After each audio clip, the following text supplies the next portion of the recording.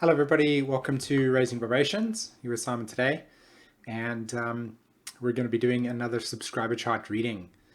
And as always, this is a great opportunity to look at how the soul is actually understanding themselves within the context of their evolution.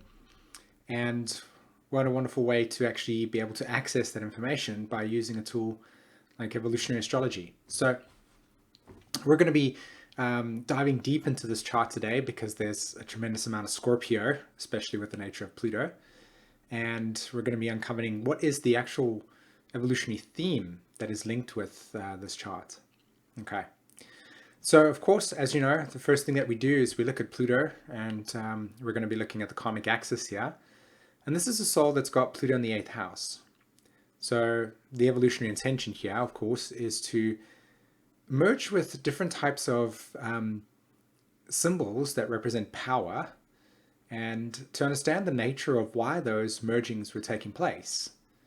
So with Pluto in the 8th house, the soul is looking to confront the deepest sort of core attachments that they have to what symbolizes in power to them, right? Or what symbolizes power to them.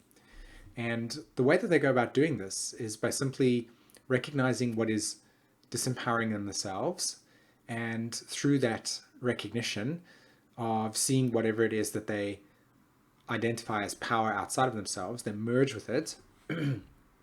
And as they merge with it, they become empowered through the process. And this is the evolutionary intention here, is to essentially recognize all psychological states of disempowerment and become empowered through basically merging with those things. So with Pluto in the 8th, there's also a dynamic here in which the soul has Uranus there, right? And this is part of a generation, or you are part of a generation, that comes into this world in which there is a deep, deep unconscious mutation that's taken place, right, within the collective. Whenever you're looking at the planets of Uranus and Pluto, you're always looking at subconscious patterning, right, within our not only our collective, but also in the way that your memories operate, right? This is a psychological conditioning factor that's beyond your own personal sense of self. It's the way that the collective is being deeply mutated. And the phasal relationship between Uranus and Pluto over here is in what is called a new phase relationship in EA, okay? And this is a type of dynamic that represents where within the context of this generational imprinting, this is a soul that has literally been born at the point where this mutation has literally just begun. It's like a completely new cycle. And it's deeply fresh and it's deeply unknowing. It doesn't know where it's going. It doesn't know what it's about. The creative principle is simply just like the baby being burst out of the womb. It's, I'm here. And now I'm here. And now I'm here. So for you, with this chart over here, in terms of the nature of the soul's desires, there's a tremendous amount of deep subconscious or unconscious drive to explore different types of experiences and basically understand yourself through the lens that this is a new cycle for you, evolutionary speaking, and you're part of a generation in which where you are in your life, whatever that might look like, is going to be pretty much happening for you right now, right? So to try and make this a bit more practical in a sense, with Pluto and Uranus being over there, this is about individuality. This is about the deepest desires around freedom from the paradigms, freedom from the outdated,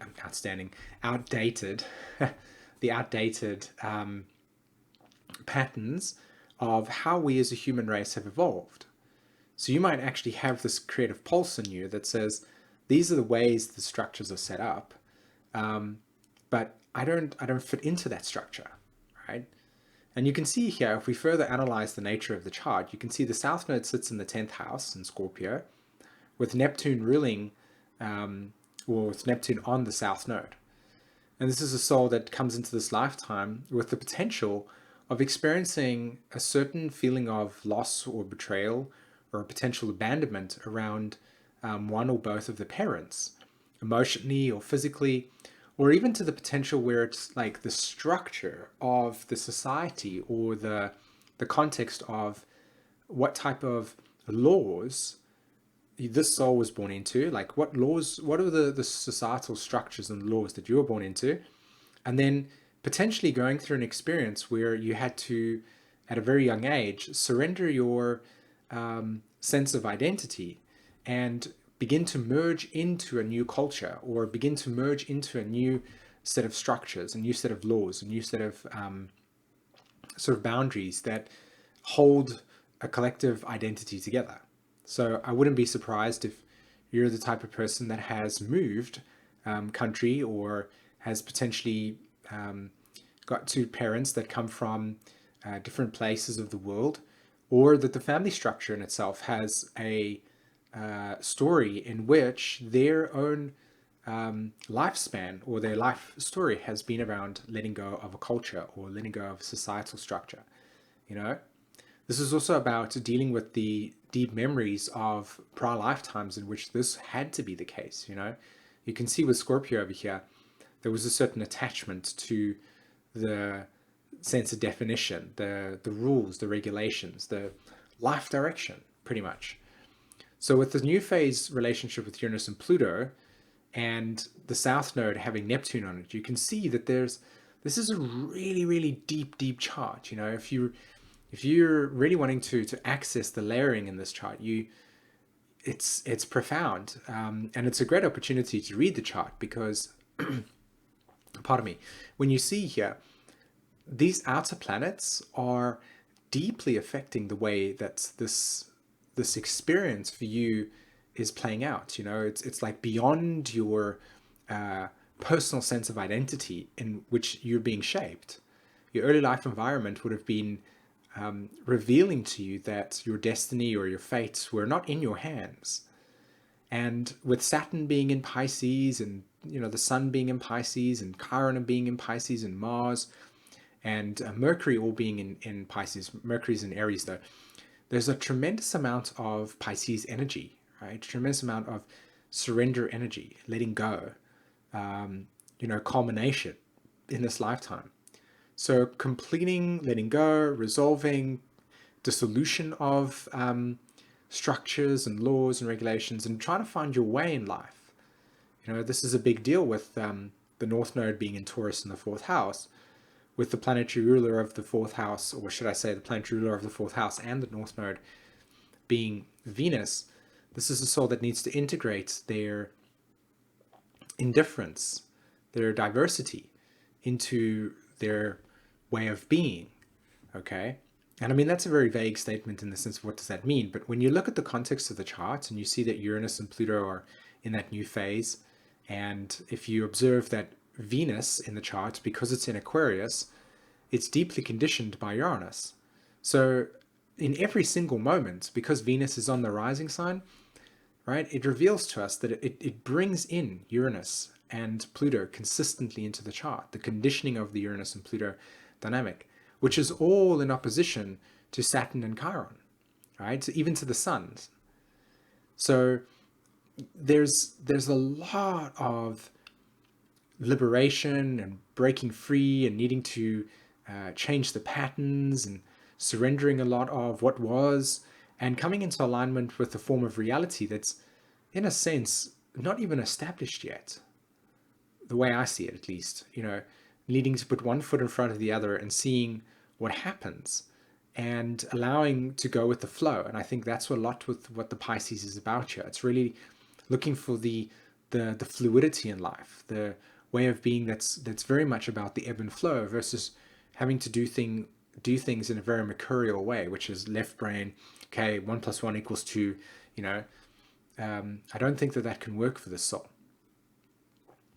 The final thing that I want to point out in the chart over here was the fact that Jupiter is actually squaring the nodes.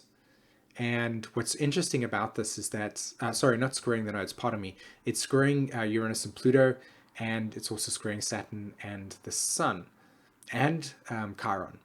So there's a tremendous amount of information that the Jupiter is revealing to us around the Uranus, Pluto, and the Sun, Saturn, Chiron, all in Pisces over there. And again, Jupiter in the fifth house is creative expression, right? And it's Jupiter. It's what faith do I have, or what beliefs do I have that align me with a sense of purpose. And because it's in Gemini, it's leading to a curiosity. It's very much about being open to diverse ways in which each situation could potentially be purposeful, and then to have to follow that thread of inspiration as a way to see which unexpected experiences could actually come your way. Very interesting chart. Very interesting chart. Okay. Well, I hope that you got a lot out of this conversation today. Thank you very much for supporting Patreon, of course, our Patreon subscriber that generously shared with us their chart to read. And for those of you that are watching on YouTube, of course, thank you very much for your time. And I hope that you got a lot out of this conversation. Until then, everybody, thanks very much. Take care. Bye-bye.